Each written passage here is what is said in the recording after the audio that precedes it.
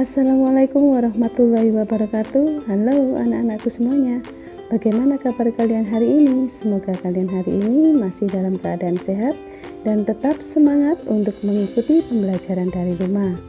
Untuk hari ini materi kita masih tentang bab 2, yaitu pengaruh interaksi sosial terhadap kehidupan sosial dan kebangsaan dengan submaterinya pluralitas masyarakat Indonesia. Sebelum kita mulai pembelajaran kita hari ini, alangkah baiknya kalian siapkan dulu alat tulis yang harus kalian siapkan, yang nanti kalian pergunakan untuk belajar kita hari ini. Dan jangan lupa kita buka pembelajaran kita hari ini dengan membaca basmalah. Bismillahirrahmanirrahim. Baiklah anak-anakku, marilah kita mulai pembelajaran kita hari ini dan kalian simak dengan baik penjelasan yang Ibu sampaikan. Adapun tujuan pembelajaran kita hari ini, dengan video pembelajaran ini kalian diharapkan untuk bisa menjelaskan pengertian pluralitas masyarakat Indonesia. Yang kedua, bisa mengidentifikasi faktor penyebab pluralitas masyarakat Indonesia. Yang ketiga, mengidentifikasi jenis-jenis pluralitas masyarakat Indonesia. Yang keempat, menganalisis peran dan fungsi keragaman budaya. Dan yang kelima, menjelaskan pengaruh interaksi sosial terhadap pluralitas masyarakat Indonesia. Nah, anak-anakku, mungkin saat ini kalian sedang bertanya-tanya, apakah yang dimaksud dengan pluralitas dan apakah pluralitas masyarakat Indonesia itu? Yuk kita bahas bersama-sama. Kata plural berasal dari bahasa Inggris yang artinya jamak, sedangkan pluralitas berarti kemajemukan atau keanekaragaman. Jadi bisa kita simpulkan arti dari pluralitas masyarakat Indonesia yaitu kemajemukan masyarakat Indonesia atau keanekaragaman masyarakat Indonesia, baik dalam hal suku, agama, ras, antar golongan, pekerjaan, dan lain-lain. Mengapa masyarakat Indonesia itu dikatakan plural atau majemuk? Maka di sini ada beberapa faktor penyebab yang menyebabkan masyarakat Indonesia beraneka ragam. Yang pertama yaitu faktor sejarah, yang kedua faktor geografi, yang ketiga faktor iklim, yang keempat faktor letak, dan yang kelima faktor agama. Faktor pertama penyebab keanekaragaman masyarakat Indonesia yaitu faktor sejarah. Sejarah menyatakan bahwa bangsa Indonesia merupakan kaum pendatang dari Yunan Selatan. Saat itu bangsa Yunan Selatan mulai berkembang dan mengembangkan kebudayaan mereka di Indonesia. Bangsa Yunan Selatan datang secara bergelombang ke Indonesia. Gelombang pertama disebut Proto-Melayu atau Melayu Tua yang tinggal di sejumlah wilayah di Indonesia. Lalu mereka melahirkan suku Dayak, Batak, dan Toraja. Sedangkan gelombang kedua disebut dengan Dietro-Melayu atau Melayu Muda yang melahirkan suku bangsa Jawa, Sunda, Manado, Aceh, Bali, Minangkabau yang datang ke Indonesia. Kemudian bangsa asing yang datang ke Indonesia seperti India, Arab, Belanda, dan Cina kemudian berbaur dengan suku asli di Indonesia. Yang kedua yaitu faktor geografi. Indonesia adalah negara kepulauan yang luas dengan dikelilingi lautan. Selain itu, Indonesia adalah negara vulkanis yang memiliki banyak pegunungan. Kedua faktor tersebut yang menyebabkan terjadinya isolasi geografi atau batas daerah dengan daerah lain di Indonesia. Akibat adanya isolasi geografi laut, hubungan antar pulau terhambat, sehingga setiap pulau berkembang sesuai kondisi alam yang tersedia dan menyebabkan suku dan kebudayaan yang dimiliki setiap pulau berbeda-beda. Yang ketiga adalah faktor iklim. Secara umum, Indonesia memiliki iklim tropis yang panas. Jika setiap daerah memiliki iklim berbeda, maka itu disebut dengan iklim setempat. Perbedaan iklim akibat iklim setempat menimbulkan tata cara hidup dan juga pola perilaku masyarakat yang berbeda. Yang keempat, faktor letak. Letak Indonesia sangat strategis karena berada di jalur pelayaran dunia. Secara geografis, Indonesia diapit oleh dua benua, yakni Asia dan Australia, serta diapit oleh dua samudra, yakni Pasifik dan Hindia. Dengan posisinya, Indonesia menjadi negara terbuka yang sangat mudah berbaur dengan budaya bangsa asing. Yang terakhir adalah faktor agama. Perbedaan kebudayaan suku bangsa juga dipengaruhi oleh faktor agama. Dahulu sebelum agama masuk ke Indonesia, bangsa Indonesia telah mengenal kepercayaan seperti animisme dan dinamisme. Dalam perkembangannya, sebagian masyarakat ada membaurkan kepercayaan lokal dengan agama. Untuk jenis-jenis pluralitas, di sini kita hanya akan membahas tentang perbedaan agama, perbedaan budaya, perbedaan suku bangsa, dan perbedaan pekerjaan. Yang pertama yaitu perbedaan agama. Setiap agama memiliki arahan berbeda dalam menjalankan ibadah atau upacara keagamaan. Dengan memahami kegiatan agama lain selain yang kita anut, maka dalam diri kita akan menumbuhkan sikap toleransi.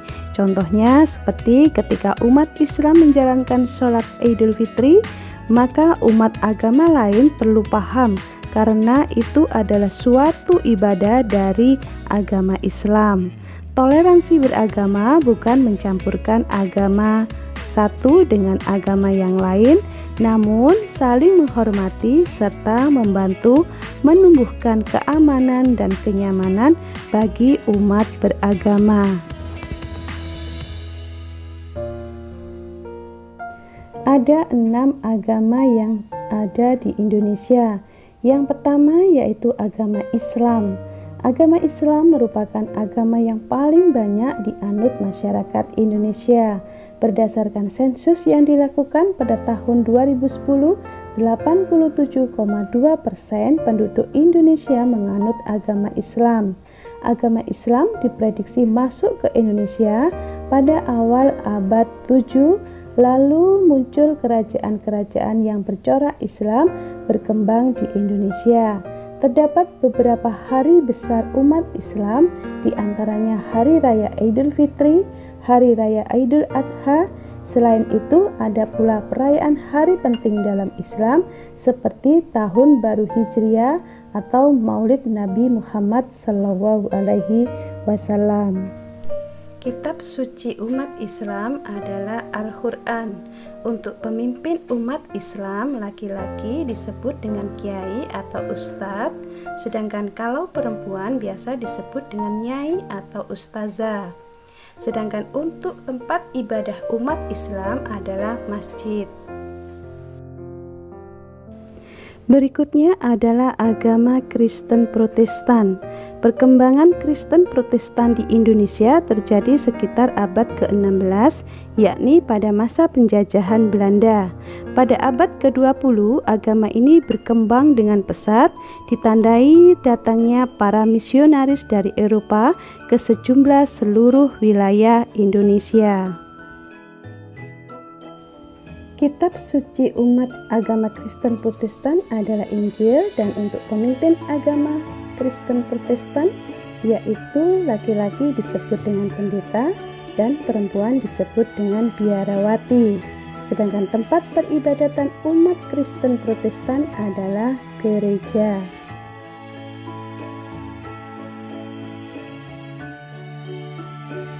Berikutnya adalah agama Kristen Katolik.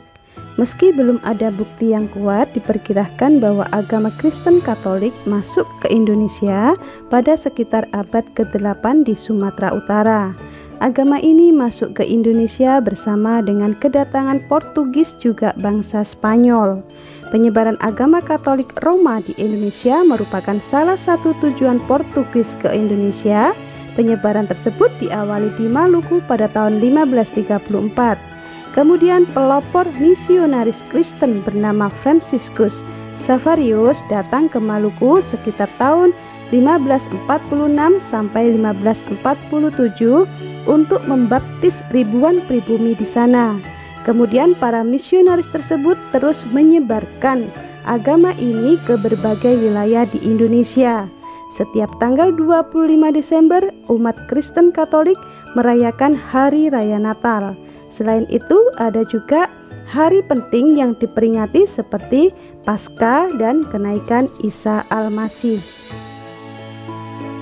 Untuk kitab suci umat Kristen Katolik adalah Injil atau Alkitab, dan untuk pemimpin agamanya disebut pastor atau romo jika laki-laki dan biarawati jika perempuan. Untuk tempat ibadah umat Kristen Katolik adalah gereja. Berikutnya adalah agama Hindu. Agama Hindu diprediksi masuk ke Indonesia pada awal abad Masehi. Terdapat beberapa upacara keagamaan agama Hindu, diantaranya Hari Raya Galungan, Nyepi, dan Saraswati. Kitab suci umat Hindu adalah Weda, dan untuk pemimpin umat Hindu disebut dengan pedanda atau resi. Tempat ibadah umat Hindu yaitu Pura. Agama Buddha. Agama Buddha diprediksi berkembang bersamaan agama Hindu. Salah satu kerajaan di Indonesia menjadi pusat pengajaran agama Buddha di Asia Tenggara, yaitu Kerajaan Sriwijaya yang berada di wilayah Sumatera. Ada beberapa upacara keagamaan agama Buddha, di antaranya Hari Raya Waisak dan Ulam Bana. Kitab suci umat Buddha adalah Tripitaka, dan untuk pemimpin umat Buddha disebut dengan biksu jika laki-laki dan biksuni jika perempuan. Untuk tempat ibadah umat Buddha yaitu wihara. Berikutnya yang terakhir adalah agama Konghucu. Perkembangan agama Konghucu di Indonesia telah terjadi selama berabad-abad. Banyak ditemukan kelenteng di Indonesia yang biasanya dipakai sebagai tempat ibadah umat Konghucu. Agama ini memiliki banyak hari penting, namun Hari Raya Imlek menjadi hari raya yang dikenal secara umum karena ditetapkan sebagai hari libur nasional di Indonesia. Kitab suci umat Konghucu adalah Suci, dan untuk pemimpin umat Konghucu disebut Hyusi atau pendeta. Tempat ibadah umat Konghucu yaitu kelenteng.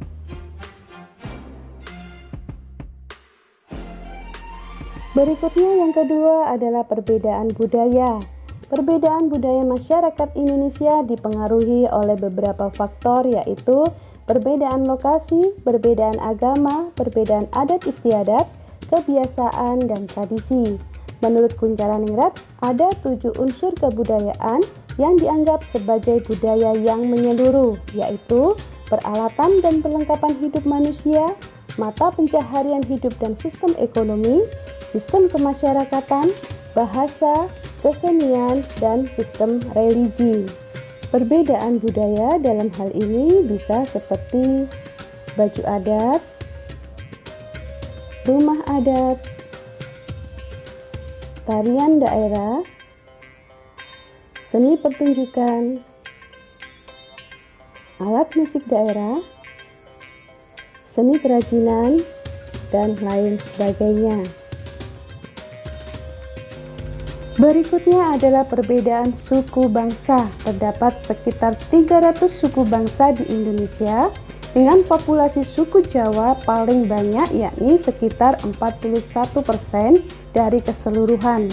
Secara berurutan, suku Sunda, suku Melayu, dan suku Madura menempati suku terbesar di Indonesia. Walaupun ada berbagai suku bangsa di Indonesia, namun semua bebas tinggal di berbagai tempat di Indonesia. Setiap suku bangsa memiliki derajat yang sama.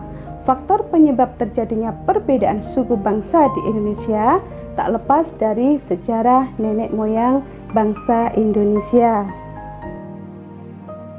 Jenis pluralitas masyarakat Indonesia yang terakhir adalah perbedaan pekerjaan.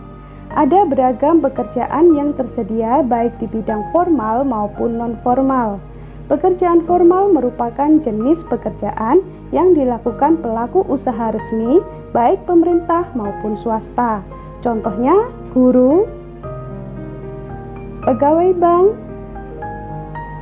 buruh pabrik, dokter, ataupun pegawai pemerintahan.